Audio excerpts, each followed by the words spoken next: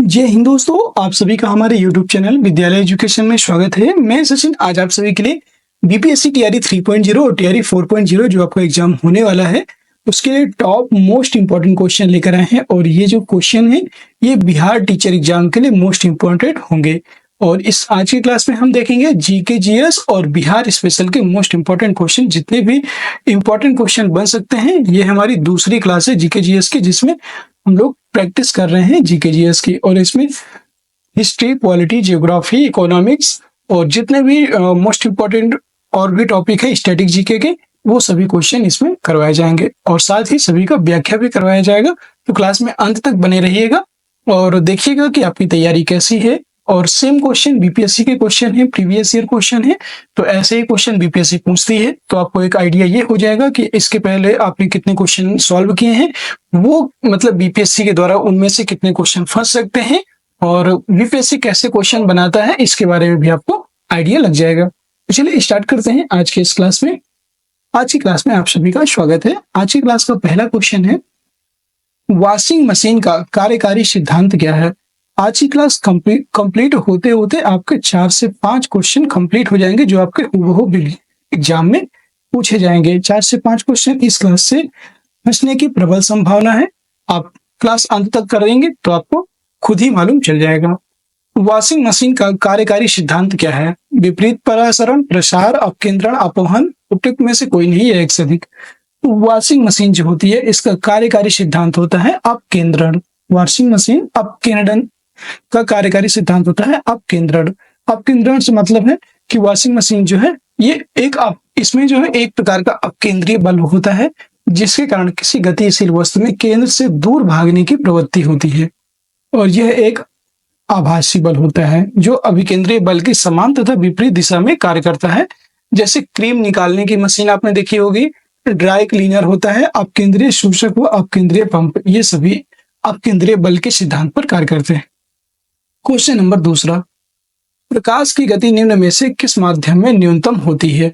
प्रकाश की जो गति है सबसे कम किस में होती है, जल में होती है, निर्वात में भी होती है, वायु में भी होती है, लेकिन कांच की बात करेंगे तो कांच में प्रकाश की जो मतलब गति है ये न्यूनतम हो जाती है। डी ऑप्शन करेक्ट हो जाएगा।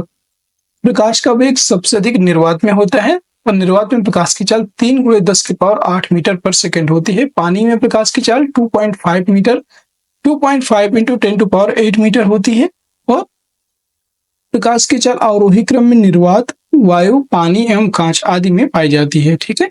और प्रकाश की चाल कांच में होती है 2 × 10⁸ मीटर पर सेकेंड। ये जो है कांच में प्रकाश की चाल होती है। अगला प्रश्न है क्वेश्चन नंबर 3,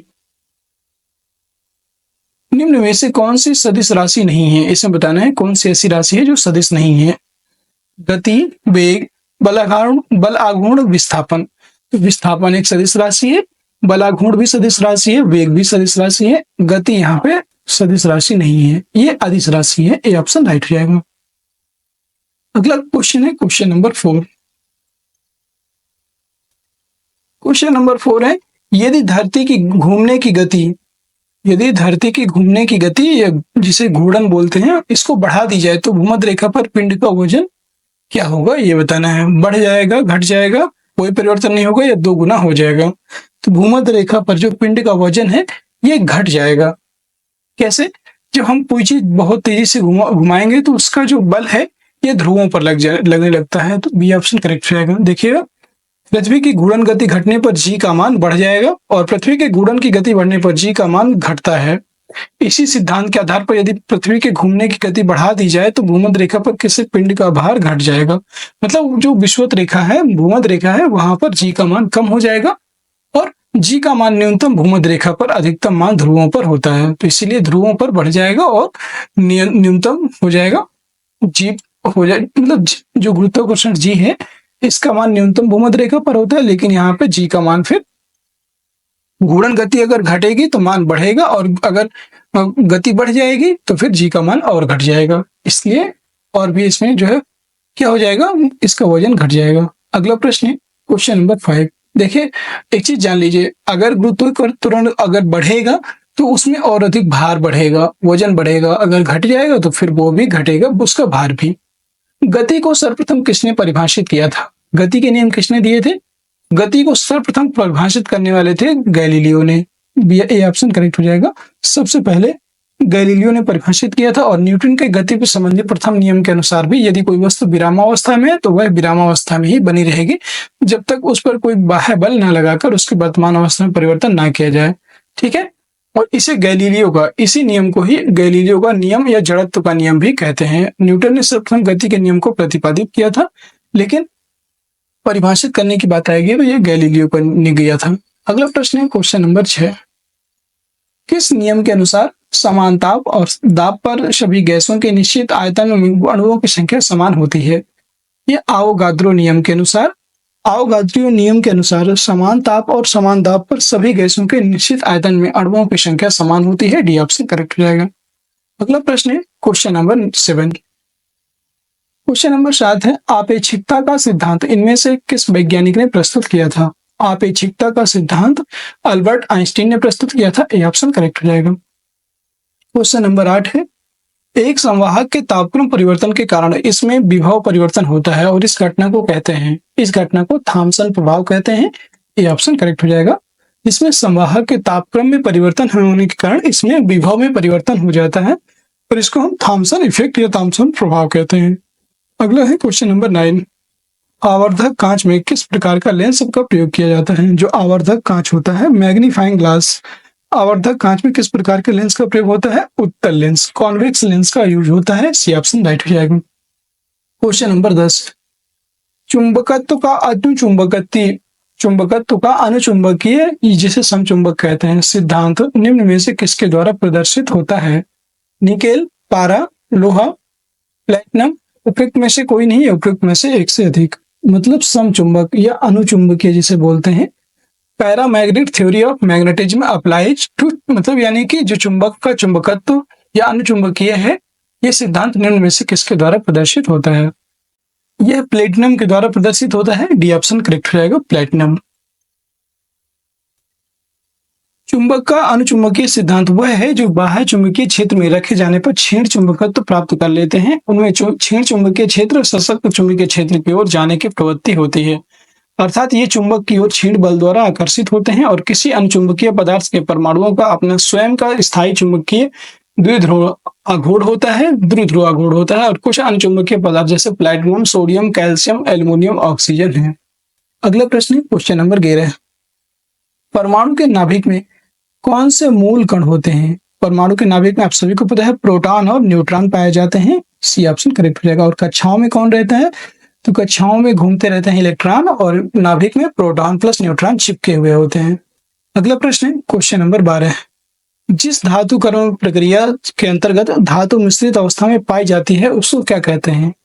प्रगलन, भर्जन, कैल्सीकरण, झाग प्लवन। उपयुक्त में से एक से अधिक, यह इनमें से कोई नहीं, आप ये बोल सकते हैं।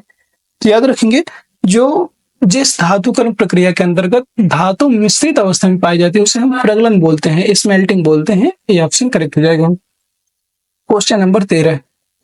निम्न में से कौन से पीतल के घटक हैं? पीतल के घटक, इसमें जो कौन कौन से शामिल होते हैं? जिंक और कॉपर, ये पीतल के घटक होते हैं। जिंक और कॉपर या जस्ता और तांबा बोलते हैं और यही पीतल के घटक होते हैं। पीतल मतलब पीतल, इसमें तांबा और जस्ता, तांबा प्लस जस्ता मिलकर के बनते हैं पीतल और इसी को बोल सकते हैं पिताजी। ठीक है, आप याद रख सकते हैं ऐसे। जिंक एंड कॉपर, जस्ता एंड तांबा मिलकर के पीतल का निर्माण करते हैं और जिसमें कॉपर की मात्रा होती है 70% और जिंक होता है इसमें 30%। अगला प्रश्न है क्वेश्चन नंबर 14। निम्न में से किसे अनबुझा चूना कहते हैं? अनबुझा चूना या बुझा हुआ चूना, सॉरी इसमें अनबुझा चूना बोल रहे हैं। ठीक है, एक बुझा हुआ चूना होता है और एक होता है अनबुझा चूना। यहाँ पे पूछ रहा है आपसे अनबुझा चूना किसे कहते हैं। ठीक है, तो अनबुझा चूने की बात करेंगे। कौन सा है इसमें अनबुझा चूना? CaO, कैल्शियम ऑक्साइड को अनबुझा चूना कहते हैं। ये ऑप्शन करेक्ट हो जाएगा। और CaOH के ट्वाइस को हम क्या कहते हैं? बुझा हुआ चूना। ये भी आप याद रखेंगे। अगला प्रश्न है क्वेश्चन नंबर 15। जंग लगे लोहे के वजन में निम्न में से कौन सा परिवर्तन होता है? जंग लगा जो लोहा होता है इनमें क्या होता है कि यह पहले बढ़ता है और फिर घटता है। मतलब यह जो इसमें प्रोसेस होता है जंग लगे लोहे के वजन में, तो पहले बढ़ेगा जब उसमें जंग लगेगा, लेकिन फिर धीरे धीरे ये घटने लगता है और फिर एकदम से घट जाता है। सी ऑप्शन करेक्ट हो जाएगा। लोहे पर जंग लगना एक रासायनिक परिवर्तन का उदाहरण है। अगर आपसे पूछ ले कि कैसा उदाहरण है, तो ये रासायनिक परिवर्तन, केमिकल रिएक्शन का उदाहरण, केमिकल चेंज का एग्जाम्पल होता है।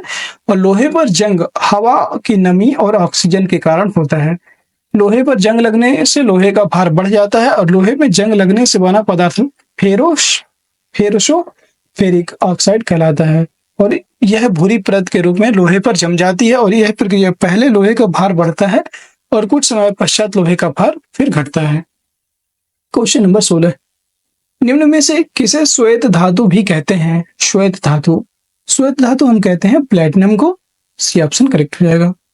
अगला प्रश्न है क्वेश्चन नंबर 17, उत्कृष्ट धातुओं के संदर्भ में निम्न वाक्यों पर विचार कीजिए।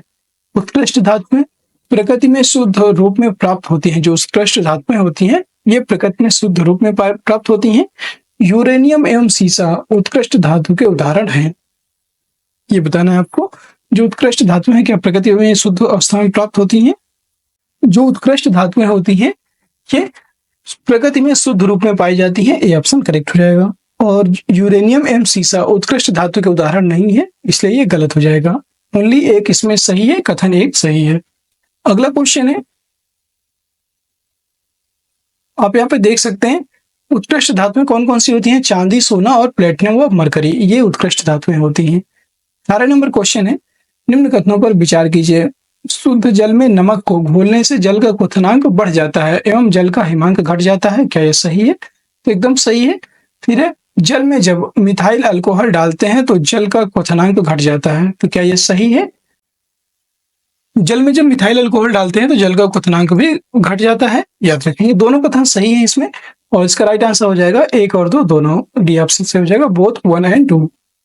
अगला क्वेश्चन है क्वेश्चन नंबर 19, बायोगैस का निम्न में से कौन सा अवयव प्रमुख है? बायोगैस जो होती है इसमें प्रमुख अवयव होता है मीथेन, CH4 इसका फॉर्मूला होता है। और ये बायोगैस जो मीथेन होती है बायोगैस में 50 से 65% तक होती है।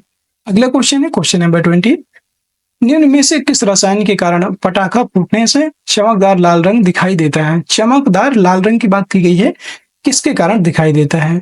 याद रखेंगे, स्ट्रांजियम के द्वारा कारण ही पटाखा फूटने से चमकदार लाल रंग दिखाई देता है। यह ऑप्शन राइट हो जाएगा।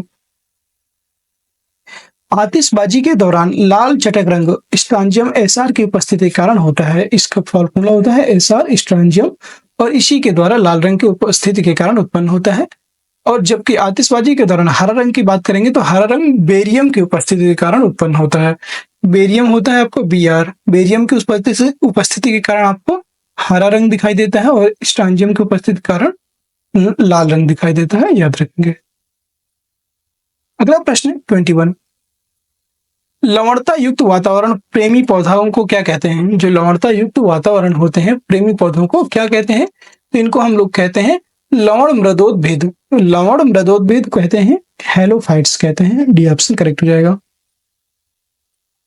अगला प्रश्न है 22 नंबर क्वेश्चन है, कवक पौधों में नहीं पाया जाता। तो कवक पौधों में नहीं पाया जाता, इनमें पर्णहरित नहीं पाया जाता। जहां पर कवक होते हैं वहां पर सनलाइट या पर्णहरित नहीं पाया जाता, सी ऑप्शन करेक्ट हो जाएगा। अगला प्रश्न है क्वेश्चन नंबर 23, परागण की सुपरिभाषा है। जो परागण है, परागण की या इसे को बोलते हैं पॉलिनेशन। पॉलिनेशन की डिफिनेशन क्या है? पॉलिनेशन किसे कहते हैं? पॉलिनेशन कहलाता है पराग कण का पराग केसर से क्लोम छिद्र तक स्थानांतरित होने की क्रिया परागण कहलाती है। परागण जो होते हैं पराग कण का पराग केसर से क्लोम छिद्र तक स्थानांतरित होने की क्रिया परागण की परिभाषा है। ये ऑप्शन करेक्ट हो जाएगा। क्वेश्चन नंबर 24, और परागण जो है ये भी याद रखेंगे, परागण 2 प्रकार के होते हैं, स्वपरागण और परपरागण, ये आप याद रख सकते हैं। पौधे अपना पोषक तत्व मुख्यतः किससे प्राप्त करते हैं? जो पौधे होते हैं ये अपना पोषक तत्व मुख्यतः किससे प्राप्त करते हैं? पर्णहरित, वायुमंडल, प्रकाश, मृदा, इसमें उपरोक्त में से कोई नहीं है, 1 से अधिक। इसका राइट आंसर हो जाएगा 1 से अधिक। जो पौधे होते हैं ये अपना पोषक तत्व मुख्यतः मृदा से प्राप्त करते हैं, सॉइल से प्राप्त करते हैं, याद रखेंगे। इसका राइट आंसर हो जाएगा डी ऑप्शन मृदा। पौधे अपना पोषक तत्व मुख्यतः मृदा से प्राप्त करते हैं और मृदा से प्राप्त जल और वायुमंडल से CO2 को ग्रहण कर पौधे सूर्य के प्रकाश की उपस्थिति में प्रकाश संश्लेषण की क्रिया द्वारा भोजन का निर्माण करते हैं। और आप देखेंगे ये जो प्रकाश संश्लेषण की क्रिया है इसमें 6 CO2 प्लस 12 H2O के अणु जो मिल करके आपस में सूर्य के प्रकाश की उपस्थिति में और पर्णहरित की उपस्थिति में ग्लूकोज C6H12O6 बनाते हैं और 6 अणु हाइड्रोजन के मतलब जल के निकलते हैं और O2 गैस निर्मुक्त होती है। अगला क्वेश्चन है क्वेश्चन नंबर 25। पाइन फर स्प्रूस सोइडार लार्च एवं साइप्रस आदि मशहूर लकड़ी उत्पादक पौधों में से बहुत से भारत के पहाड़ी क्षेत्रों में भी पाए जाते हैं और ये सभी क्या कहलाते हैं? तो इन सभी को हम लोग कहते हैं अनावृत बीजी। ये ऑप्शन करेक्ट हो जाएगा। ये सभी जिम्नोस्पर्म या अनावृत बीजी होते हैं, ये आप याद रखेंगे। Question number 26। निम्न जोड़ों में से कौन सा जोड़ा सही सुमेलित है? स्कर्वी थायमिन, ये गलत है, ठीक है। फिर ट्यूबरक्लोसिस ATS, ये भी गलत है। ट्यूबरक्लोसिस BCG का टीका होता है, इसलिए ये गलत हो जाएगा। टिटेनस BCG, ये भी गलत हो जाएगा, ठीक है। फिर है आपका मलेरिया क्लोरोक्विन, ये सही है। मलेरिया क्लोरोक्विन ये सही है उपयुक्त में से, तो इसका डी ऑप्शन राइट हो जाएगा। मलेरिया का क्लोरोक्विन ये सही है। आप यहाँ पे देख सकते हैं स्कर्वी की बात करेंगे तो ये विटामिन C स्कॉर्बिक एसिड होता है। ट्यूबरक्लोसिस TB, एक तरह से TB का जो टीका होता है उसे BCG कहते हैं। टिटेनस का होता है ATS। मलेरिया होता है क्लोरोक्विन, पुनैन और पेलुड्रीन, ये भी बोल सकते हैं। पुनैन भी मलेरिया की दवा होती है, क्लोरोक्विन भी होती है और पेलुड्रीन भी। 27 नंबर प्रश्न है, लाल रक्त कणिका विहीन जंतु है। लाल रक्त कणिका विहीन जंतु है, ऐसा कौन सा जंतु है जिसमें लाल रक्त नहीं पाया जाता? मेढक, केचुआ, सर्प, मोर। आप सभी को पता है केचुआ जो है इसमें लाल रक्त कणिका विहीन है, बी ऑप्शन करेक्ट हो जाएगा। केचुआ लाल रक्त कणिका विहीन जंतु है और यह संघ एनेलिडा समूह का जंतु है। इनमें रक्त का जो परिसंचरण है बंद रुधिर वाहिनियों के द्वारा होता है और इनमें हीमोग्लोबिन रुधिर कणिकाओं में ना होकर प्लाज्मा में घुला रहता है, इसलिए ये रक्त कणिका विहीन जंतु होते हैं, ठीक है। नेक्स्ट है आपका क्वेश्चन नंबर 28। कार्बोहाइड्रेट के अपघटनोपरांत अंतिम रूप से क्या बनता है? तो कार्बोहाइड्रेट के अपघटन के उपरांत अंतिम रूप से ग्लूकोज बनता है, सी ऑप्शन करेक्ट हो जाएगा, ग्लूकोज। अगला प्रश्न क्वेश्चन नंबर 29। 29 नंबर क्वेश्चन है, अधिकतर एंजाइम होते हैं, तो अधिकतर एंजाइम प्रोटीन्स होते हैं, ये ऑप्शन करेक्ट हो जाएगा। अधिकतर एंजाइम जो है प्रोटीन होते हैं। अगला प्रश्न है 30। किस वैज्ञानिक या चिकित्सक ने पहली बार टीकाकरण की शुरुआत की थी? किसने पहली बार चिकित्सक ने पहली बार टीकाकरण की शुरुआत की थी? वो थे एडवर्ड जेनर, ठीक है। एडवर्ड जेनर ने सबसे पहले चेचक का टीका बनाया था, डी ऑप्शन करेक्ट हो जाएगा। इन्होंने चेचक का टीका बनाया था सबसे पहले। अगला प्रश्न क्वेश्चन नंबर 31। जुलाई 2022 में किस देश के पूर्व प्रधानमंत्री शिंजो आबे की चुनाव अभियान के दौरान गोली मारकर हत्या कर दी गई थी? तो याद रखेंगे ये जापान के प्रधानमंत्री थे शिंजो आबे और इनके चुनाव अभियान के दौरान गोली मार करके हत्या कर दी गई। अगला प्रश्न क्वेश्चन नंबर 32। संयुक्त राष्ट्र महासभा ने बहुभाषावाद पर एक भारत प्रायोजित प्रस्ताव अपनाया है जिसमें पहली बार किस भाषा का उल्लेख किया गया है? ये बताना है। इसमें पहली बार किस भाषा का प्रयोग किया गया? उर्दू, संस्कृत, बंगाली या हिंदी? इसमें पहली बार हिंदी भाषा का प्रयोग किया गया है संयुक्त राष्ट्र की महासभा में, डी ऑप्शन राइट हो जाएगा। 33 नंबर प्रश्न है, यूक्रेन में रूस के सैन्य अभियानों पर चर्चा करने के लिए महासभा के आपातकालीन सत्र की अध्यक्षता किसने की थी? इसमें अब्दुल्ला शाहिद ने इसकी अध्यक्षता किया था, ये ऑप्शन करेक्ट हो जाएगा। और ये मालदीव के विदेश मंत्री हैं अब्दुल्ला शाहिद और इन्होंने इसकी अध्यक्षता की थी। अगला प्रश्न 34। भारत ने फरवरी 2022 में युद्ध प्रभावित यूक्रेन से भारतीयों को लाने के लिए किस मिशन के तहत लोगों को निकाला था? तो इन्होंने ऑपरेशन गंगा चलाया था युद्ध यूक्रेन से भारत वापस लाने के लिए, डी ऑप्शन राइट हो जाएगा, ऑपरेशन गंगा। अगला प्रश्न क्वेश्चन नंबर 35। हाल ही में चीन ने सक्तेंग वन्यजीव अभयारण्य के आसपास के क्षेत्रों पर अधिकारों का दावा किया है और यह दावा करते हुए कि यह एक विवादित क्षेत्र है। यह वन्यजीव अभयारण्य कहाँ स्थित है? सक्तेंग वन्यजीव अभयारण्य की बात करेंगे, यह आपका भूटान में स्थित है, बी ऑप्शन करेक्ट हो जाएगा भूटान। सत्संग वन्यजीव अभयारण्य भूटान के पूर्वी भाग में स्थित अभयारण्य है और यह लगभग 740.60 वर्ग किलोमीटर के क्षेत्र में फैला है। यह अभयारण्य बांग्लादेश के अधिकांश पृथक खाना उद्दोष जनजाति के लोगों का निवास स्थल भी है। अगला प्रश्न है 36 नंबर क्वेश्चन है, G20 2023 में G20 शिखर सम्मेलन की मेजबानी के लिए भारत ने किस राज्य या केंद्र शासित प्रदेश को चुना है? इसमें दिल्ली को चुना है, डी ऑप्शन करेक्ट हो जाएगा दिल्ली। अगला प्रश्न है क्वेश्चन नंबर 37, संयुक्त राष्ट्र शांति अभियानों के संदर्भ में निम्नलिखित कथनों पर विचार कीजिए। संयुक्त राष्ट्र संघ शांति रक्षक बल का प्रयोग केवल अपनी आत्मरक्षा के लिए कर सकते हैं। फिर शांति स्थापना अभियान केवल संयुक्त राष्ट्र सुरक्षा परिषद के प्रस्ताव द्वारा वापस लिया जा सकता है। संयुक्त राज्य अमेरिका संयुक्त राष्ट्र शांति अभियान का सबसे बड़ा बजट योगदान करता है। उपयुक्त कथनों में से कौन कौन से कथन सही हैं? तो याद रखेंगे इसमें जो है केवल, देखिए पहला तो इसमें गलत है, केवल मतलब अपनी आत्मरक्षा के लिए, ये तो गलत हो जाएगा। फिर यहाँ पे शांति स्थापना अभियान केवल संयुक्त राष्ट्र सुरक्षा परिषद के एक प्रस्ताव द्वारा वापस लिया जा सकता है, ये एकदम सही है, इसी को कहते हैं वीटो पावर। और संयुक्त राज्य अमेरिका संयुक्त राष्ट्र शांति अभियान में सबसे बड़ा बजट योगदान करता है, ये कथन भी सही है। 2 और 3 इसमें सही है, ये ऑप्शन हो जाएगा 2 और 3। अगला प्रश्न है क्वेश्चन नंबर 38। क्वेश्चन नंबर 38 है, हाल ही में किस देश ने संयुक्त अरब अमीरात के साथ एक मुक्त व्यापार समझौते पर हस्ताक्षर किया है? तो ये इजराइल ने मुक्त व्यापार समझौते पर हस्ताक्षर किए हैं, ये ऑप्शन करेक्ट हो जाएगा। क्वेश्चन नंबर 39, अंटार्कटिक की जलवायु की निगरानी के लिए किस देश ने अपना पहला उपग्रह आर्कटिक एम लॉन्च किया है? आर्कटिक की जलवायु है, इसकी निगरानी के लिए किस देश ने अपना पहला उपग्रह आर्कटिक एम लॉन्च किया है? तो यह है रूस, सी ऑप्शन करेक्ट हो जाएगा। अगला प्रश्न है 40 नंबर, T20 इंटरनेशनल में 3000 रन पार करने वाले प्रथम खिलाड़ी कौन बने हैं? T20 इंटरनेशनल में 3000 रन पार करने वाले प्रथम खिलाड़ी विराट कोहली हैं, यह ऑप्शन करेक्ट हो जाएगा। क्वेश्चन नंबर 41, कोविड-19 टीकाकरण जून 2022 की पूर्णता को सुनिश्चित करने के लिए शुरू किए गए अभियान का नाम क्या है? इसका नाम था हर घर दस्तक अभियान 2.0, हर घर दस्तक अभियान 2.0, ये ऑप्शन करेक्ट हो जाएगा। देखिए कुछ क्वेश्चन आपके यहाँ पे प्रीवियस जो पूछे गए करंट अफेयर से क्वेश्चन है, तो इनको जल्दी जल्दी से खत्म कर लेते हैं। इनसे कुछ क्वेश्चन आपको जानकारी होनी चाहिए, कुछ क्वेश्चन इंपॉर्टेंट होते हैं, कभी कभी पुराने क्वेश्चन पूछ लेता है लेकिन बहुत ज्यादा इंपॉर्टेंट नहीं है। 42 नंबर प्रश्न है, 30 जून 2022 के बाद महाराष्ट्र के नए मुख्यमंत्री कौन है? आप सभी को पता है एकनाथ शिंदे, भी ऑप्शन करेक्ट हो जाएगा, और वर्तमान में भी यही अभी मुख्यमंत्री हैं। 43 नंबर प्रश्न है, भारत के 75वें स्वतंत्रता दिवस के अवसर पर किसने हर घर तिरंगा अभियान शुरू किया था?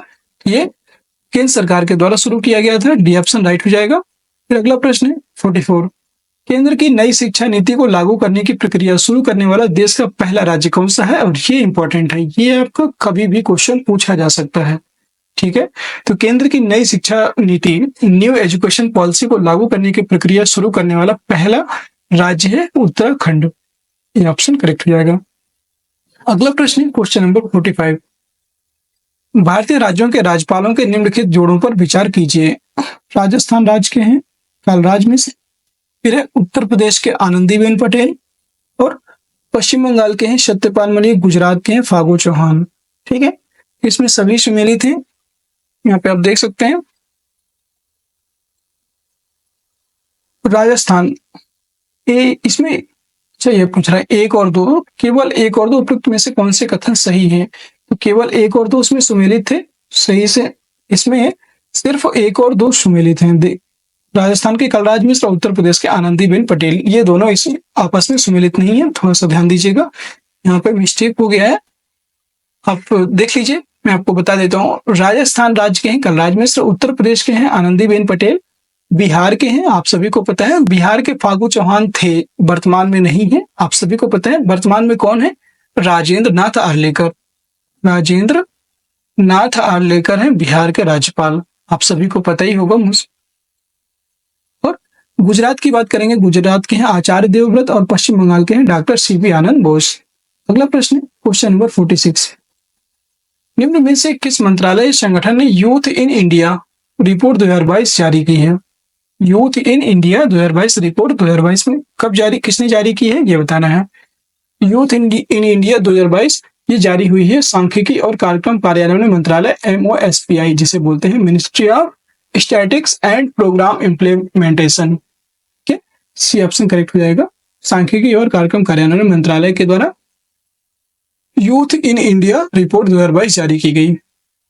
क्वेश्चन नंबर 47, खबरों में नजर आने वाली एला वेनिल, वलारियन, श्रेया अग्रवाल और रमिता किस खेल से संबंधित हैं? ये देखिए कभी भी क्वेश्चन पूछा जा सकता है, तो याद रखेंगे एला वेनिल, वलारियन, श्रेया अग्रवाल और रमिता, इनका खेल का संबंध है निशानेबाजी से, शूटिंग से संबंधित है। बी ऑप्शन राइट हो जाएगा। अगला प्रश्न है क्वेश्चन नंबर 48, हाल ही में अल्पसंख्यक मामलों के मंत्रालय का प्रभार किसे सौंपा गया है? अल्पसंख्यक मामलों के मंत्रालय का प्रभार स्मृति ईरानी को उस समय सौंपा गया था, लेकिन वर्तमान में नहीं है, याद रखेंगे। ये ऑप्शन करेक्ट हो जाएगा। अगला प्रश्न है क्वेश्चन नंबर 49, भारत के 75वें राष्ट्रपति चुनाव के लिए संयुक्त प्रगतिशील गठबंधन यूपीए के उम्मीदवार कौन थे? तो यूपीए के उम्मीदवार थे यशवंत सिन्हा। ये ऑप्शन करेक्ट हो जाएगा। अगला प्रश्न 50 नंबर क्वेश्चन है, अपने उपन्यास टॉम ऑफ सेंड रेत की समाधि के लिए अंतरराष्ट्रीय बुकर पुरस्कार प्राप्त करने वाले कौन है? तो इनका नाम है अरुंधति गीतांजलि श्री को रेत की समाधि के लिए यह पुरस्कार दिया गया है। ये ऑप्शन करेक्ट हो जाएगा। ठीक है, अगला प्रश्न है क्वेश्चन नंबर, और हाँ, जो टॉम ऑफ सेंड है इसका हिंदी में अंग्रेजी में अनुवाद DG रॉकवेल ने किया था, ये भी आप याद रखेंगे। अगला प्रश्न है क्वेश्चन नंबर 51, बिहार से किसे 2022 में दादा साहब फाल्के भारतीय टेलीविजन पुरस्कार से सम्मानित किया गया था? शरद सिन्हा, दीप श्रेष्ठ, फिर मदन पांडे, शत्रुघ्न सिन्हा। तो मैं यहाँ पे बता दो कि पटना निवासी फिल्म अभिनेता निर्देशक भी हैं ये, और इनको दीप श्रेष्ठ को Dada Saheb Phalke Indian television award 2022 में प्रदान किया गया था। तो याद रखिए बी ऑप्शन है आपका यहाँ पे दीप श्रेष्ठ, और इनको दादा साहब फाल्के पुरस्कार 2022 में दिया गया है। अगर आपसे पूछ ले कभी भी तो आपको याद रखना है।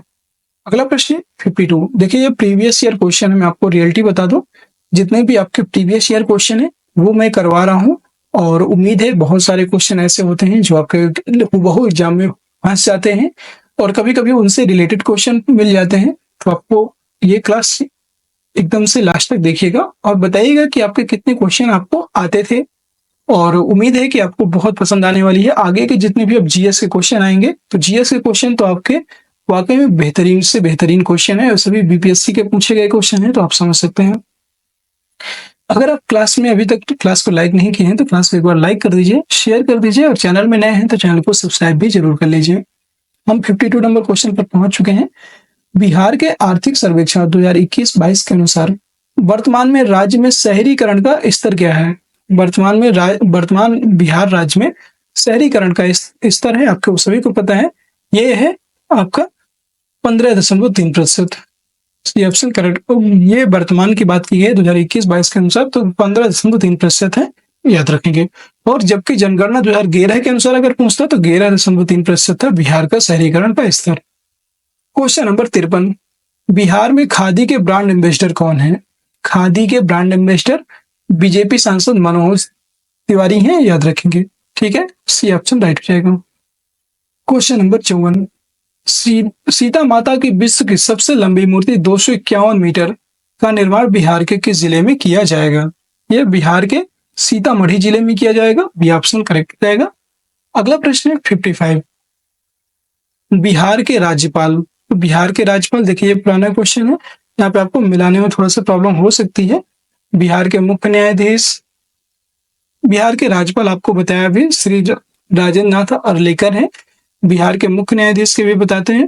फिर आपके चीफ मिनिस्टर बिहार के मुख्यमंत्री, बिहार के मुख्यमंत्री भी आपको पता है नीतीश कुमार हैं। बिहार के मुख्य चुनाव अधिकारी, ये आपको देखिए ये पुराना क्वेश्चन है, तो इसमें सब मैच तो हो नहीं पाएगा, इसलिए इसे स्किप करेंगे, दूसरा क्वेश्चन देखेंगे। 56 नंबर क्वेश्चन, बिहार में ऑपरेशन प्रहार संबंधित है। ऑपरेशन प्रहार, ये क्वेश्चन सही अच्छा है। बिहार में ऑपरेशन प्रहार का संबंध है शराबबंदी से, तो याद रखेंगे शराबबंदी से संबंधित है ऑपरेशन प्रहार। अब सारे क्वेश्चन बहुत इंपॉर्टेंट और मतलब जितने भी जीएस के क्वेश्चन है वो आ गए। 57 नंबर प्रश्न है, बिहार के ऋतिक आनंद ने ब्राजील में आयोजित 24वें समर डे बैडमिंटन ओलंपिक में भारत के लिए कौन सा पदक जीता है? तो इसमें स्वर्ण पदक जीता है इन्होंने, ये ऑप्शन राइट हो जाएगा। अगला प्रश्न 58, हाल ही में बिहार में किस स्थान पर उत्तर भारत का पहला बर्ड रिंगिंग स्टेशन खोला गया है? बर्ड रिंगिंग स्टेशन, उत्तर भारत का पहला बर्ड रिंगिंग स्टेशन है और ये भागलपुर में खोला गया है। ये ऑप्शन करेक्ट हो जाएगा, भागलपुर। बिहार के भागलपुर जिले में उत्तर भारत का प्रथम बर्ड रिंगिंग स्टेशन खोला जा रहा है और यह भारत का चौथा बर्ड रिंगिंग स्टेशन होगा। इससे पहले भारत के अन्य bird ringing station Tamil Nadu, Rajasthan व उड़ीसा में खोला जा चुके हैं, यह भी आप याद रखेंगे। अगला प्रश्न, क्वेश्चन नंबर 59, निम्न में से किसमें बिहार में गिद्ध संरक्षण योजना शुरू की? किसके द्वारा गिद्ध संरक्षण योजना शुरू की गई है? याद रखेंगे, ये वाल्मीकि टाइगर रिजर्व में शुरू की गई है, ये ऑप्शन करेक्ट हो जाएगा। वाल्मीकि टाइगर रिजर्व ये जो है बिहार में है और इसी में गिद्ध टाइगर रिजर्व को शुरू किया गया है, मतलब गिद्ध संरक्षण योजना शुरू की गई। अगला प्रश्न है क्वेश्चन नंबर 60, सुनंदिनी कार्यक्रम संबंधित है। सुनंदिनी कार्यक्रम आंगनबाड़ियों से संबंधित है, याद रखेंगे, आंगनबाड़ी कार्यकर्ताओं से संबंधित है, ये ऑप्शन करेक्ट हो जाएगा। अगला प्रश्न है क्वेश्चन नंबर 61, प्रथम बौद्ध महासभा कहाँ आयोजित हुई थी? तो ये पाटलिपुत्र राजगृह में आयोजित हुई थी, भी ऑप्शन करेक्ट हो जाएगा। तीसरी आपकी पाटलिपुत्र में हुई थी, ये भी आप याद रखेंगे, और ये 483 से पूर्व में हुई थी, ठीक है, अजात शत्रु के समय में, और इसके अध्यक्ष थे महाकाश्यप। अगला प्रश्न है क्वेश्चन नंबर 62, किस गुप्त शासक ने अपने बड़े भाई की हत्या कर सत्ता प्राप्त की थी? ये बताना है। श्रीगुप्त, चंद्रगुप्त, चंद्रगुप्त द्वितीय, स्कंदगुप्त। चंद्रगुप्त द्वितीय विक्रमादित्य जिन्हें बोलते हैं, इन्होंने अपने बड़े भाई की हत्या करके सत्ता प्राप्त की थी और इनके बड़े भाई का नाम था रामगुप्त, याद रखेंगे, इनके बड़े भाई का नाम था रामगुप्त, और इन्होंने अपनी रामगुप्त जो थे इनकी पत्नी से विवाह भी कर लिया था बाद में। अगला प्रश्न क्वेश्चन नंबर 63, वर्धन राजवंश की स्थापना किसने की थी? वर्धन डायनेस्टी के फाउंडर कौन थे, ये बताना है। तो वर्धन राजवंश की स्थापना करने वाले थे पुष्यभूति, ये ऑप्शन करेक्ट हो जाएगा, और ये 6वीं शताब्दी ईस्वी के प्रारंभ में पुष्यभूति ने वर्धन राजवंश की स्थापना की थी। अगला प्रश्न है क्वेश्चन नंबर 64, रोमन साम्राज्य के व्यापारिक संबंध किसने स्थापित की? रोमन साम्राज्य से व्यापारिक संबंध किसने स्थापना की थी? कुषाण, छेरा, पश्चिमी शक, वाकाटक। तो ये इनमें से कोई नहीं था, इसलिए उपयुक्त में से एक कोई नहीं, एक से अधिक, ये ऑप्शन इसका राइट हो जाएगा, ठीक है। अगला प्रश्न है क्वेश्चन नंबर 65, मुस्लिम शासक जिसका साम्राज्य दारुल इस्लाम का एक भाग माना जाता है, ये कौन सा था, ये बताना है। दारुल इस्लाम, तो ये इल्तुतमिश मुस्लिम शासक है जिसका साम्राज्य दारुल इस्लाम का एक भाग माना जाता है, ये ऑप्शन करेक्ट हो जाएगा। अगला क्वेश्चन है क्वेश्चन नंबर 66, इनमें से किसने खलीफा की शक्ति का विरोध किया था? खलीफा की शक्ति का विरोध करने वाले थे Alauddin Khilji, B option correct हो जाएगा। 67 नंबर प्रश्न है, तुगरिल खान ने किसके शासनकाल में के दौरान विद्रोह किया था? तुगरिल खान जो थे इन्होंने किसके शासनकाल के दौरान विद्रोह किया था? बलबन के शासनकाल के दौरान इन्होंने विद्रोह किया था, ये ऑप्शन करेक्ट हो जाएगा। अगला प्रश्न है क्वेश्चन नंबर 68, सर्वप्रथम किस मुगल शासक ने ब्रिटिश के विरुद्ध संघर्ष किया था? किस मुगल शासक ने ब्रिटिश के विरुद्ध संघर्ष किया? औरंगजेब, बी ऑप्शन करेक्ट हो जाएगा। अगला प्रश्न 69, निम्न में से कौन से सामाजिक सुधार विलियम बेंटिक ने प्रारंभ किया? और वेरी इंपॉर्टेंट क्वेश्चन है, आज के परिप्रेक्ष्य में भी बहुत इंपॉर्टेंट है। सती प्रथा का उन्मूलन किया, एकदम राइट। दास प्रथा का उन्मूलन किया, नहीं। फिर आपका धर्म परिवर्तन के कारण अयोग्यता के प्रावधान को हटाया और ठगों के संगठित गिरोहों का दमन किया, इसमें बताना है। तो ये जो धर्म परिवर्तन है इसके कारण अयोग्यता के प्रावधान को हटाना, धर्म परिवर्तन के कारण जो अयोग्य हैं इनके प्रावधान को हटाना, ये एकदम सही था। ठगों के संगठित गिरोहों का दमन किया, ये कथन भी सही है। जितने भी वहां पे ठग थे उनके संगठित गिरोहों को दमन कर दिया था। तो 1, 3 और 4 इसमें सही है, सही उत्तर का चयन करना है, बी ऑप्शन राइट हो जाएगा, 1, 3 और 4। अगला प्रश्न है, देखिए अभी लॉर्ड विलियम बेंटिक के सामाजिक सुधार निम्न दिए हुए हैं। 1829 में कानून बनाकर सती प्रथा पर रोक लगा दिया था। लॉर्ड विलियम बेंटिक ने कर्नल स्लीमैन के सहयोग से ठगों के गिरोहों का दमन किया और उस समय ठगों का जो देशव्यापी गुप्त संगठन था, इसलिए उनका दमन कर दिया। और 1832 में ही धर्म परिवर्तन से होने वाली सभी अयोग्यताओं को समाप्त कर दिया। और दास प्रथा उन्मूलन बेंटिक ने नहीं किया था, लॉर्ड एलनबरो ने 1843 के एक्ट 5 द्वारा भारत में दास प्रथा का उन्मूलन किया।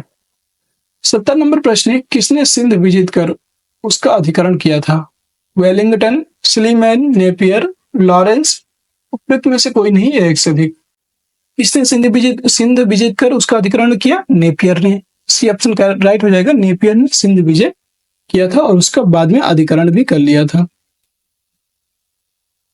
अगला प्रश्न है 71, भारत में प्रथम जनगणना किस वर्ष प्रारंभ की गई थी? तो भारत में प्रथम जनगणना 1872 में की गई, ये ऑप्शन करेक्ट हो जाएगा। प्रथम जनगणना 1872 में लॉर्ड मेयो के शासनकाल में हुई थी और ब्रिटिश भारत में नियमित जनगणना की बात करेंगे 1881 में लॉर्ड रिपन के कार्यकाल में शुरू हुई। 72 नंबर प्रश्न है, सुखदेव, भगत सिंह और राजगुरु को किस तारीख को फांसी दी गई थी? ये दी गई थी फांसी 23 मार्च 1931 को, बी ऑप्शन राइट हो जाएगा, 23 मार्च 1931। अगला प्रश्न है क्वेश्चन नंबर 73, महात्मा गांधी द्वारा 1940 में प्रारंभ किए गए व्यक्तिगत सत्याग्रह के तीसरे सत्याग्रही कौन थे? तो तीसरे सत्याग्रही कौन थे? ये थे ब्रह्मदत्त, डी ऑप्शन करेक्ट हो जाएगा, ब्रह्मदत्त। पहले थे आपके विनोबा भावे, दूसरे थे आपके जवाहरलाल नेहरू और तीसरे थे ब्रह्मदत्त। ठीक है, इसके प्रथम सत्याग्रही विनोबा भावे, दूसरे जवाहरलाल नेहरू और व्यक्तिगत सत्याग्रह तीसरे सत्याग्रही ब्रह्मदत्त थे। अगला प्रश्न है क्वेश्चन नंबर 74, भारत छोड़ो आंदोलन के दौरान खुफिया रेडियो किसने प्रारंभ किया था?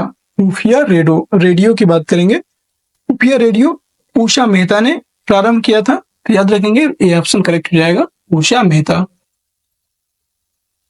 बंबई के ग्वालियर टैंक में 8 अगस्त 1942 को आयोजित इस बैठक में भारत छोड़ो का प्रस्ताव पारित किया गया और भारत छोड़ो आंदोलन के दौरान उषा मेहता ने बंबई में भूमिगत खुफिया रेडियो की स्थापना की और इसका नाम द वॉइस ऑफ फ्रीडम रखा गया। बहुत बार आपसे पूछेगा कि इसका नाम क्या रखा गया था, तो आपको याद रखना है द वॉइस ऑफ फ्रीडम, इनका इस खुफिया रेडियो का नाम रखा गया था। अगला प्रश्न है क्वेश्चन नंबर 75, मगध शासक बिंबिसार का चिकित्सक कौन था? मगध शासक बिंबिसार का चिकित्सक था जीवक, सी ऑप्शन राइट हो जाएगा। अगला प्रश्न है 76, बिहार में तुर्क सत्ता का वास्तविक संस्थापक कौन थे? तो तुर्क सत्ता के वास्तविक संस्थापक थे Ibn Bakhtiyar Khilji, B option correct हो जाएगा। 77 नंबर प्रश्न है, बिहार के प्रथम भारतीय गवर्नर जनरल कौन थे? तो बिहार के प्रथम भारतीय गवर्नर जनरल की बात करेंगे, वो थे सत्येंद्र प्रसन्न सिन्हा, ये ऑप्शन राइट हो जाएगा। अगला प्रश्न है 78, संथाल विद्रोह के नेता कौन थे? संथाल विद्रोह के नेता थे सिद्धू और कान्हू, मैं आपको डायरेक्ट बता देता हूं, बी ऑप्शन करेक्ट हो जाएगा, सिद्धू और कान्हू। अगला प्रश्न है क्वेश्चन नंबर 79, बिहार का चौरी चौरा विद्रोह किस वर्ष हुआ था? तो बिहार का चौरी चौरा की बात करेंगे, ये 1789 में हुआ था, 1798 में हुआ था बिहार का चौरी चौरा विद्रोह, 1798 में, सी ऑप्शन करेक्ट हो जाएगा। और ये 1795 से 18 ईस्वी तक हुआ था, लेकिन मेन विद्रोह आपका 1798 में होता है। अगला प्रश्न क्वेश्चन नंबर 8, किस वर्ष उड़ीसा को बिहार से पृथक किया गया? तो 1936, 1 अप्रैल 1936 को ये बिहार से पृथक किया गया था उड़ीसा को, बी ऑप्शन करेक्ट हो जाएगा। 22 मार्च 1912 को बिहार एवं उड़ीसा प्रांत को बंगाल से अलग कर दिया गया और झारखंड को पूर्ण राज्य के रूप में 15 नवंबर 2000 को बिहार से अलग कर दिया गया। सारी डेट्स आपको याद रखनी है। क्वेश्चन नंबर 81, सौर मंडल का प्रधान आकाशीय पिंड कौन सा है? तो सभी को पता है सौर मंडल का प्रधान आकाशीय पिंड है वह सूर्य, डी ऑप्शन करेक्ट जाएगा। क्वेश्चन नंबर 82, पृथ्वी की आंतरिक परत नीफे के निर्माण में किन तत्वों की प्रचुरता होती है? नीफे, निकेल और फेरस, यहाँ पे याद रखेंगे निकेल और फेरस, डी ऑप्शन करेक्ट हो जाएगा। क्वेश्चन नंबर 83, भौगोलिक अपर्दन चक्र की संकल्पना इनमें से किसने प्रस्तुत की? भौगोलिक अपर्दन चक्र की संकल्पना W.H. डेविस के द्वारा प्रस्तुत की गई थी, W.M. डेविस के द्वारा प्रस्तुत की गई थी, याद रखेंगे। अगला क्वेश्चन है क्वेश्चन नंबर 84, गरजने वाली चालीसा, क्रुद्ध पचासा, चीखने वाली साठा पौने पृथ्वी के किस गोलार्ध में चलती हैं? जो गरजने वाली चालीसा है, क्रुद्ध पचासा, चीखने वाली साठा पौने, ये आपके दक्षिणी गोलार्ध में चलती हैं। बी ऑप्शन करेक्ट हो जाएगा। देख लीजिए, इंपॉर्टेंट क्वेश्चन है, यहां से आपका क्वेश्चन बन सकता है। गरजता चालीसा, क्रुद्ध पचासा, चीखने वाली साठा पृथ्वी के दक्षिणी गोलार्ध में 40 से 60 डिग्री अक्षांशों के बीच चलने वाली शक्तिशाली पछुआ पौने हैं। ये हवाएं दक्षिणी गोलार्ध में रुकावट के अभाव के कारण तीव्र गति से चलती हैं और इन पछुआ पौनों को 40 डिग्री अक्षांश के आसपास गरजता चालीसा, 60 अक्षांश के पास चीखता साठा कहा जाता है। क्वेश्चन नंबर 85, सार गैसो सागर एक हिस्सा है। सार गैसो सागर की बात करेंगे तो यह उत्तरी अटलांटिक महासागर का एक हिस्सा है। सी ऑप्शन करेक्ट हो जाएगा, नॉर्थ अटलांटिक ओशन का एक पार्ट है। अगला प्रश्न है क्वेश्चन नंबर 86। 86 नंबर प्रश्न है, भारत और चीन के बीच सीमा रेखा को क्या कहा जाता है? भारत और चीन के बीच मैकमोहन सीमा रेखा है, ये ऑप्शन राइट हो जाएगा। भारत और पाकिस्तान के बीच रेड क्लिफ रेखा है, ये आप याद रखेंगे। भारत और अफगानिस्तान के बीच ये कौन सी रेखा है? ये है भारत और अफगानिस्तान के बीच डूरंड रेखा है, ये भी आप याद रखिए। क्वेश्चन नंबर 87, राजस्थान में बहुत कम वर्षा होती है क्योंकि यहाँ पे वर्षा क्यों बहुत कम होती है? मानसून इस क्षेत्र में पहुंचने में असफल रहता है, यहाँ बहुत गर्मी होती है, यहाँ यह जल उपलब्ध नहीं होता और इस प्रकार का हवाएं शुष्क रहती है। ये कोई भी कारण नहीं है, याद रखेंगे। हवाएं किसी प्रकार की बाधाओं को पार नहीं करती, जिसके कारण ठंडा होने के लिए आवश्यक ऊंचाई नहीं प्राप्त होती है और यही इसका मेन कारण है, याद रखेंगे। इसका मेन कारण यही है, इसलिए इसका राइट आंसर हो जाएगा डी ऑप्शन। अगला प्रश्न है क्वेश्चन नंबर 88। क्वेश्चन नंबर 88 है, इंपॉर्टेंट क्वेश्चन है, ध्यान से देखिएगा। भारत में बाघ परियोजना 1973 में चालू की गई थी, प्रोजेक्ट टाइगर। तो आप सभी को पता है प्रोजेक्ट टाइगर 1973 में स्टार्ट होता है, इसलिए एकदम सही हो जाएगा। फिर वर्ष 2022 में राष्ट्रीय जैव विविधता दिवस मनाया गया, जिसकी विषय वस्तु सभी जीवन के लिए एक साझा भविष्य का निर्माण है। क्या ये सही है? ये भी सही है। फिर बाघ परियोजना बाघों को संरक्षित करने का एक कार्यक्रम है, ये कथन भी सही है। ठीक है, इसमें तीनों सही है, इसलिए डी ऑप्शन हो जाएगा 1, 2 एंड 3। अगला प्रश्न है क्वेश्चन नंबर 89। करेवा किस प्रकार की खेती के लिए प्रसिद्ध है? करेवा मृदा की बात करेंगे, यह केसर की खेती के लिए प्रसिद्ध है और ये जम्मू कश्मीर वाले क्षेत्र में बहुत अधिक मात्रा में पाई जाती है। बी ऑप्शन राइट हो जाएगा। अगला प्रश्न है क्वेश्चन नंबर 90। भारत का कौन सा राज्य थोरियम उत्पादन में अग्रणी है? थोरियम के उत्पादन में कौन सा राज्य अग्रणी है? यह है आपका केरल। केरल जो है थोरियम के उत्पादन में सबसे अग्रणी है और यह एक रेडियो एक्टिव तत्व होता है। कैसा तत्व है? रेडियो एक्टिव तत्व होता है थोरियम। अगला प्रश्न है क्वेश्चन नंबर 91। अखबारी कागज उद्योग निम्न में से किस स्थान पर अवस्थित है? सतना, दुर्गापुर, नेपानगर, कानपुर। नेपानगर में अखबारी कागज पाया जाता है, सी ऑप्शन करेक्ट हो जाएगा। और ये अखबारी कागज के लिए नेपानगर प्रसिद्ध है और ये मध्य प्रदेश के बुरहान जिले में स्थित है, याद रखेंगे। नेपानगर मध्य प्रदेश के बुरहान जिले में स्थित है। अखबारी कागज बनाने वाला भारत का एक सार्वजनिक उपक्रम है। इसका मुख्य कच्चा माल सलाई की लकड़ी एवं बांस था, जो इसके जंगलों से आसानी से प्राप्त हो जाता है। अगला प्रश्न है 92। भारत में प्रथम कोयला खान कहाँ खोदी गई? ये कहाँ पर खोदी गई थी पहली प्रथम कोयला खान? तो रानीगंज में खोदी गई है, बी ऑप्शन करेक्ट रहेगा, रानीगंज। भारत में कोयले के खनन का इतिहास बहुत पुराना है और ब्रिटिश ईस्ट इंडिया कंपनी ने 1774 ईस्वी में दामोदर नदी के पश्चिमी किनारे पर रानीगंज में कोयला का वाणिज्यिक खनन आरंभ किया था। 93 नंबर प्रश्न है, भारत की जनगणना 2011 के अनुसार सबसे अधिक अनुसूचित जाति कौन सी है? भारत की जनगणना 2011 के अनुसार सबसे अधिक जनजाति है आपकी सबसे अधिक जनजाति भील है, याद रखेंगे। भील आपकी 37.7% है, याद रखेंगे। 37.7% जनजाति है भील, ठीक है। और दूसरी सबसे बड़ी जनजाति है गोंड। दूसरी सबसे बड़ी जनजाति है गोंड, पहले नंबर पे आती है भील। अगला क्वेश्चन है क्वेश्चन नंबर 94। बिहार राज्य का कुल भौगोलिक क्षेत्रफल कितना है? 94,163 वर्ग किलोमीटर। सी ऑप्शन करेक्ट हो जाएगा। आप सभी को ये चीजें ना, कुछ चीजें ऐसी हैं जो रटी होनी चाहिए, ताकि आप लोग जितना जल्दी जितना ज्यादा क्वेश्चन जितने कम समय में करेंगे उतना बेनिफिट आपको एग्जाम हॉल में देखने को मिलेगा। यकीन मानिए आप जितना जल्दी देखिए 2 आवर्स का आपका पेपर होगा। मैं आपको रियलिटी बता दूं, 2 घंटे का आपका पेपर होगा और जिसमें आपको जो है आप देखेंगे तो अगर आपने 1 घंटे में जीएस कंप्लीट कर लिया, 1 आवर में जीएस कंप्लीट कर लिया, तो फिर आपको ना बहुत ज़्यादा आसानी होगी। और शायद 2 आवर नहीं है, 2.5 घंटे हैं। 2 आवर 30 मिनट, 2 आवर 30 मिनट आपको इसमें टाइम मिलेगा। तो याद रखेंगे, अगर 2.5 घंटे भी आपको टाइम मिलता है, तो अगर आप 1 घंटे में आपने अगर क्वेश्चन कर लिए जीएस के, 1 घंटे 30 मिनट मान लो, 1 घंटे या 1.5 घंटे में आपने क्वेश्चन कर लिए, तो 1 घंटे आपके जीएस और रीजनिंग के लिए मिल जाएगा। और जीएस और रीजनिंग के 20 से 25 क्वेश्चन आएंगे जो आपके एग्जाम में बहुत ज्यादा हेल्पफुल होंगे। आपको नंबर गेन करने में, मेरिट में लाने में जीएस और रीजनिंग, मैथ का भी बहुत ज्यादा रोल होगा। तो आप देखेंगे, तो इसलिए अगर आप पीआरटी में हैं तो अभी आप याद रखेंगे, अगर आप जूनियर में है तो एसएसटी में है तो आपको रणनीति ऐसे ही अपनानी है। जूनियर अगर आप एसएसटी में मैथ और साइंस से हैं अगर, तो आपको मैथ और साइंस में भी ज्यादा टाइम देना पड़ेगा, तो उसके लिए और भी आपको थोड़ा स्पीड बनानी पड़ेगी। तो जैसा भी हो आप लोग रेडी रहिएगा अपने एग्जाम के लिए। अगला प्रश्न है क्वेश्चन नंबर 95। बिहार का शोक किस नदी को कहा जाता है? बिहार का शोक कोसी नदी को कहते हैं। सी ऑप्शन राइट हो जाएगा। Question number 96। बिहार के किस जिले में तिलहर कुंड जलप्रपात अवस्थित है? तिलहर कुंड जलप्रपात की बात करेंगे, ये आपको किस जिले में स्थित है ये बताना है।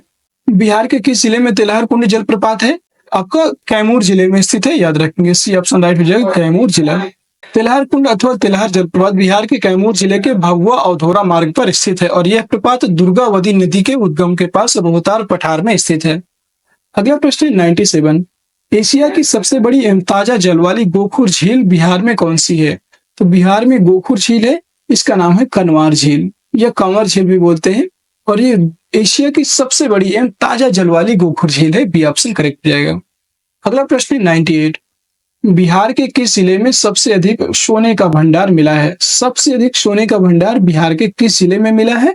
तो ये जमुई जिले में मिला है। बी ऑप्शन करेक्ट हो जाएगा। Question number 99। बिहार के किस जिले में सिल्क सिटी के नाम से जाना जाता है? कौन सा ऐसा जिला है बिहार का जिसको सिल्क सिटी के नाम से जाना जाता है? तो वो है भागलपुर। भागलपुर को सिल्क सिटी कहा जाता है। सी ऑप्शन करेक्ट हो जाएगा। अगला प्रश्न है 100 नंबर। भारत की जनगणना 2011 के अनुसार बिहार में महिला साक्षरता दर क्या है? याद रखेंगे, बहुत इंपॉर्टेंट क्वेश्चन है। भारत की जनगणना 2011 के अनुसार बिहार में महिला साक्षरता दर है 51.5%। 51.5 महिला साक्षरता दर है 2011 की जनगणना के अनुसार। डी ऑप्शन यहाँ पे राइट हो जाएगा। अगला प्रश्न है क्वेश्चन नंबर 101।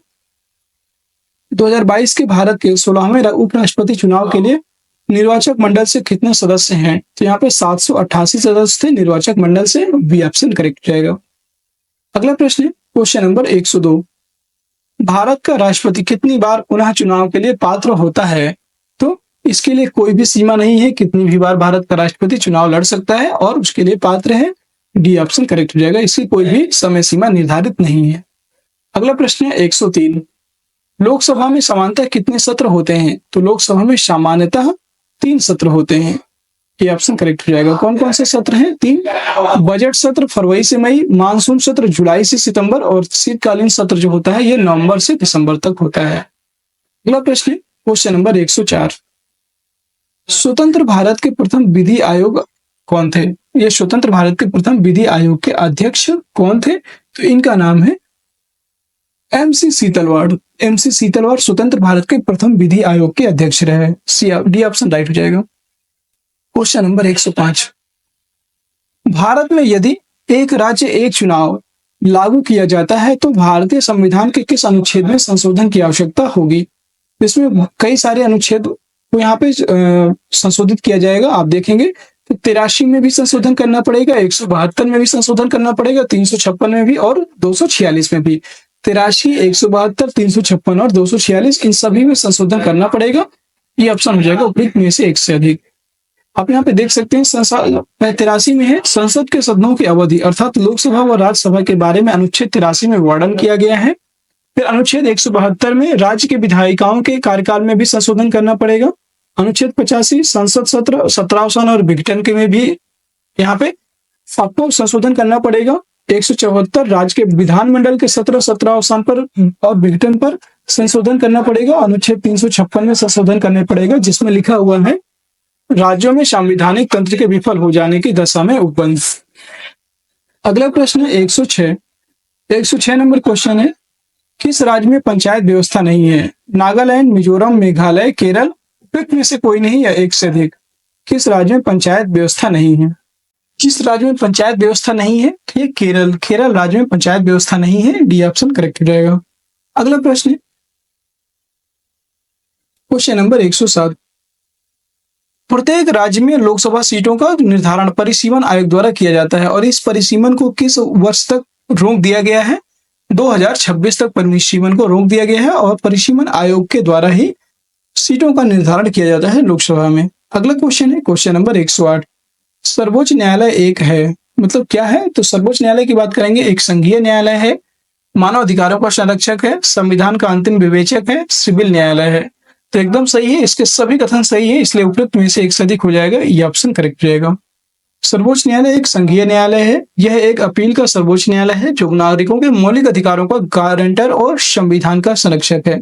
यह संविधान का अंतिम विवेचक के रूप में भी कार्य करता है। अगला प्रश्न है 109, पंचायतों की वित्तीय स्थिति को समीक्षा के लिए राज्य सरकार प्रत्येक 5 वर्षों में क्या गठित करती है? वित्त आयोग, वित्त समिति, सलाहकार आयोग, सलाहकार समिति। तो याद रखिए वित्त आयोग का गठन करती है। ये ऑप्शन करेक्ट हो जाएगा। वित्तीय स्थिति, जो पंचायतों की वित्तीय स्थिति है, इसकी समीक्षा के लिए राज्य सरकार प्रत्येक 5 वर्षों में वित्त आयोग का गठन करती है। अगला क्वेश्चन है क्वेश्चन नंबर 110, सामुदायिक विकास का उद्देश्य क्या है? सामुदायिक विकास का उद्देश्य क्या है ये बताना है। सामुदायिक विकास का उद्देश्य है आर्थिक विकास, मानव पूंजी का विकास, पर्यावरण संरक्षण, समृद्ध जीवन। तीन में से क्या क्या हो जाएगा याद रखेंगे। तो सामुदायिक विकास का जो उद्देश्य है यह है, इनमें से कोई भी नहीं होगा। ठीक है, इनमें से कोई भी नहीं है, उपयुक्त में से कोई भी नहीं। ये ऑप्शन करेक्ट हो जाएगा। आप यहाँ पे देख सकते हैं, इसके उद्देश्य की बात करेंगे, सामुदायिक विकास की शुरुआत की बात करेंगे। 2 अक्टूबर 1952 को इसकी शुरुआत की गई थी और एक बहु परियोजना कार्यक्रम है। इसमें जो है सिंचाई, संचार, शिक्षा, स्वास्थ्य, पूरक रोजगार, आवास और प्रशिक्षण आदि पे सुधार किया जाएगा और ये भारत सरकार द्वारा शुरू की गई सबसे बड़ी ग्रामीण पुनर्निर्माण योजना थी। अगला प्रश्न है 111 नंबर क्वेश्चन है,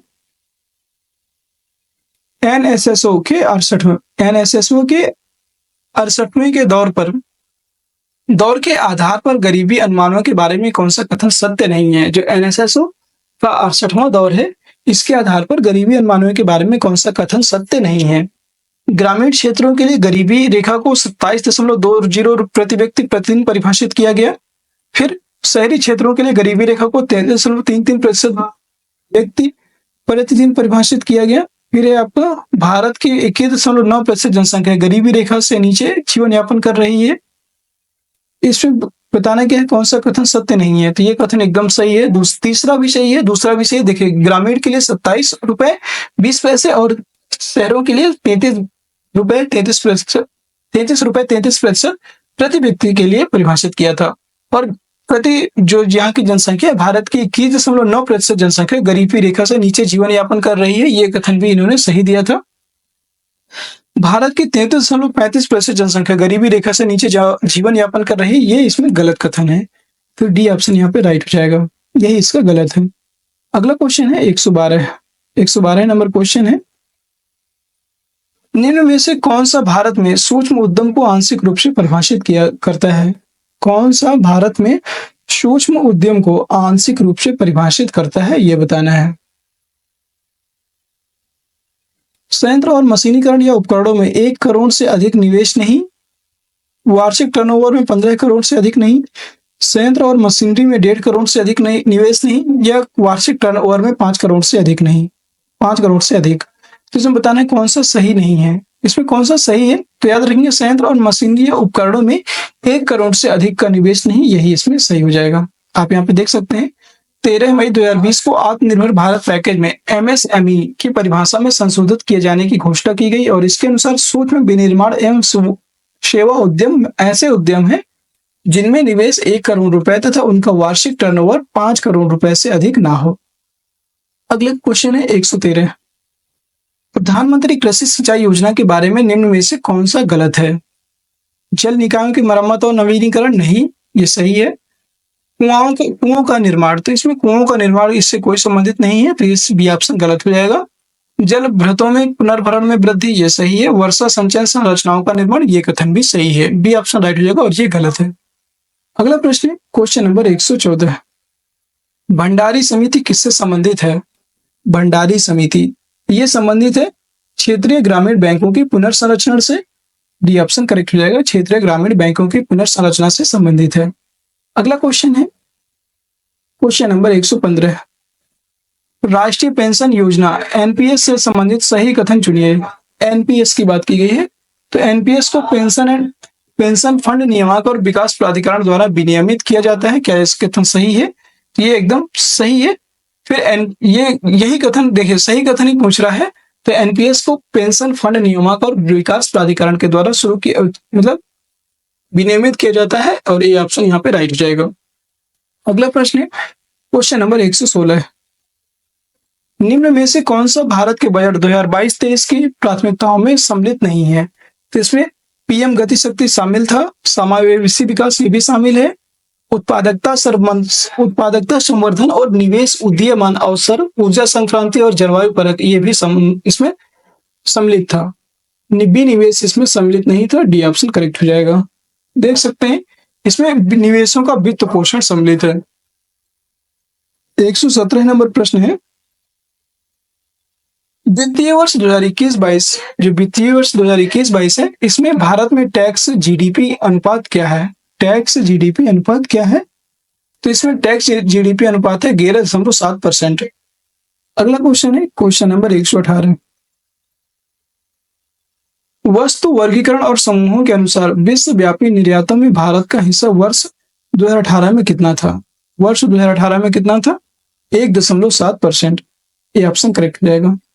119 नंबर प्रश्न है चतुर्थ अग्रिम अनुमान के अनुसार वर्ष 2020-21 में भारत में गेहूं का कुल उत्पादन कितना है? तो 2020-21 में गेहूं का टोटल उत्पादन था 109.5 मिलियन टन। ये ऑप्शन करेक्ट हो जाएगा। Question number 120। जीवंत ग्राम कार्यक्रम के संबंध में सही कथन का चयन कीजिए। तो यह बिहार में सड़क संपर्क के विकास के लिए है, यह भारत के महाराष्ट्र राज्य के लिए है, नहीं, इसकी शुरुआत साल 2017 में होती है, ये भी गलत है, गांवों के विकास के लिए है, ये कथन एकदम सही है। जो जीवंत ग्राम कार्यक्रम है इसका सही कथन है गांवों के विकास के लिए है। डी ऑप्शन करेक्ट हो जाएगा। जो उत्तरी सीमा पर सीमावर्ती गांव है उनके विकास के लिए है इसलिए। अगला प्रश्न है 121। बिहार के आर्थिक सर्वेक्षण 2021-22 के अनुसार गलत कथन को चुनना है। बिहार में प्राथमिक क्षेत्र में 2.3% की दर से वृद्धि हुई। क्या सही है? यस। बिहार में द्वितीय क्षेत्र में 4.8% की दर से वृद्धि हुई, ये भी सही है। बिहार के तृतीय क्षेत्र में 8.5% की उच्चतम दर से बढ़ा है, ये कथन भी सही है। और बिहार में प्राथमिक क्षेत्र में 2.8% की दर से वृद्धि हुई है प्राथमिक क्षेत्र में, तो नहीं, ये गलत हो जाएगा। ठीक है। बिहार के आर्थिक सर्वेक्षण 2021-22 के अनुसार प्राथमिक क्षेत्र में 2.3% और द्वितीय क्षेत्र में 4.8%, तृतीय क्षेत्र में 8.5% की उच्चतम दर से वृद्धि हुई है। अगला प्रश्न है क्वेश्चन नंबर 122। शहरीकरण के बढ़ते स्तर के अनुसार बिहार के निम्न जिलों में से सही क्रम चुनना है। शहरीकरण का जो स्तर बढ़ रहा है उसमें बताना है, तो बिहार बढ़ते स्तर के अनुसार बताना है। ठीक है। इसमें सबसे पहला है नालंदा, फिर मुंगेर, फिर पटना, तो ये ऑप्शन करेक्ट हो जाएगा। 123 नंबर प्रश्न है वित्तीय वर्ष 2022-23 के लिए राजकोषीय घाटा बिहार के जीएसडीपी का होने का अनुपात है। तो जीएसडीपी का 3.47% होने का अनुमान है, सी ऑप्शन राइट हो जाएगा। 124 नंबर क्वेश्चन है वह विकल्प चुनिए जो बिहार के 7 निश्चय भाग 2 योजना का हिस्सा नहीं है। 7 निश्चय जो बिहार में शामिल किए गए हैं उनमें कौन सा इसका हिस्सा नहीं है? युवा शक्ति बिहार की प्रगति, ये सही है। सशक्त महिला, सक्षम महिला, ये भी शामिल है। हर खेत में सिंचाई का पानी, ये भी शामिल है। सभी के लिए वायु मार्ग, ये गलत है, ये इसमें शामिल नहीं है। डी ऑप्शन राइट हो जाएगा। 7 निश्चय में एक बार आपको दिखा देता हूँ, बहुत इंपॉर्टेंट है, आपको याद होने चाहिए ये हर हाल में। ये 7 निश्चय से आपके क्वेश्चन पूछा जाएगा हर हाल में, ये वेरी इंपॉर्टेंट है, ये आपके उसमें एग्जाम में जरूर पूछा जाएगा। निश्चय 1 है युवा शक्ति बिहार की प्रगति। निश्चय 2 सशक्त महिला, सक्षम महिला। यहाँ पे निश्चय भी आपको याद रखना है। निश्चय 2 में है सशक्त महिला सक्षम महिला, निश्चय 3 में है हर खेत में सिंचाई का पानी, निश्चय 4 स्वच्छ ग्राम ग्रामीण समृद्धि, निश्चय 5 स्वच्छ शहर विकसित शहर, निश्चय 6 है आसान कनेक्टिविटी और निश्चय 7 है सभी के लिए अतिरिक्त स्वास्थ्य सुविधा, ना कि सभी के लिए वायु मार्ग। याद रखेंगे। अगला प्रश्न है क्वेश्चन नंबर 125। प्रति व्यक्ति आय के अवरोही क्रम में बिहार के राज्य के जिलों का सही क्रम चुनिए। प्रति व्यक्ति आय सबसे अधिक किस जिले की होगी, फिर उसके बाद किस जिले की होगी, इस तरह से बताना है। तो सबसे अधिक जो प्रति व्यक्ति आय है ये चंपारण, जो आपका नहीं, सबसे अधिक जो प्रति व्यक्ति आय है यह है नवादा की। याद रखेंगे, सबसे अधिक है नवादा की, फिर है किशनगंज, फिर है पूर्वी चंपारण और अररिया, फिर शिवहर। तो इसका ए ऑप्शन करेक्ट हो जाएगा। प्रति व्यक्ति आय वाले मामले में अवरोही क्रम में नवादा 23.4 हजार, किशनगंज 23.2 हजार, पूर्वी चंपारण 22.3 हजार, अररिया 20.6 हजार और शिवहर 19.6 हजार है। प्रति व्यक्ति आय मामले में शीर्ष स्थान पटना का है जहां पे 131.1 हजार, जबकि सबसे कम प्रति व्यक्ति आय वाला जिला है शिवहर 19.6 हजार है। 126 नंबर क्वेश्चन है सीमांत गांधी के नाम से कौन जाने जाते थे। ये कौन जाने जाते हैं सीमांत गांधी के नाम से? इनका नाम है, इनको अब्दुल गफ्फार खान को सीमांत गांधी के नाम से जाना जाता है। डी ऑप्शन राइट हो जाएगा। अगला क्वेश्चन है 127। झांसी की रानी लक्ष्मीबाई की मृत्यु कहां पर हुई थी? इनकी जो मृत्यु है कहां पर हुई थी? ग्वालियर में। सी ऑप्शन राइट हो जाएगा। अगला प्रश्न है 128। बंगाल विभाजन के विषय में किसने कहा था कि विभाजन हमारे ऊपर बम की तरह गिरा? ये कथन किसके द्वारा कहा गया था बंगाल विभाजन के समय? ये कहने वाले थे सुरेंद्र नाथ बनर्जी। ये ऑप्शन करेक्ट हो जाएगा। बंगाल का विभाजन कब होता है? 1905 में। 16 अक्टूबर 1905 को बंगाल विभाजन होता है। याद रखेंगे। अगला क्वेश्चन है क्वेश्चन नंबर 129। सरदार उधम सिंह ने किसे मारा था? सरदार उधम सिंह के द्वारा किसको मारा गया था? माइकल ओडायर को मारा गया। सी ऑप्शन करेक्ट हो जाएगा। और आज का हमारा अंतिम प्रश्न आने वाला है, देख सकते हैं हम 130 नंबर है हमारा आज की क्लास का अंतिम प्रश्न है ये, और इसका आंसर आप सभी लोग को देना है। सब लोग इसका आंसर दीजिएगा।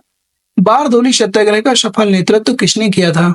वल्लभ भाई पटेल, मोतीलाल नेहरू, जेबी कृपलानी, जवाहरलाल नेहरू। उपयुक्त में से कोई नहीं है, उपयुक्त में से एक से अधिक। आपको बारदोली सत्याग्रह के बारे में जितनी भी जानकारी मालूम हो आप कमेंट बॉक्स में लिखिएगा जरूर, जैसे कि आपका रिवीजन होगा। और जो भी आपको इसके बारदोली सत्याग्रह के बारे में इंफॉर्मेशन हो, कब शुरू हुआ, किसने इसका नेतृत्व किया, ये सब आप कमेंट बॉक्स में जरूर लिखिएगा। और इसका आंसर बताइएगा कि क्या होगा, ABCDE में बताएंगे। और कैसी लगी आज की क्लास कमेंट सेक्शन में जरूर बताइएगा। क्लास पसंद आई हो तो एक बार सभी लोग क्लास को लाइक कर दीजिए, शेयर कर दीजिए, और चैनल में नए हैं तो चैनल को सब्सक्राइब भी जरूर कर लीजिए, जिससे कि आगे आने वाली सारी वीडियोज की नोटिफिकेशन भी आप सभी को प्राप्त हो जाए। फिर मिलते हैं किसी नेक्स्ट वीडियो में।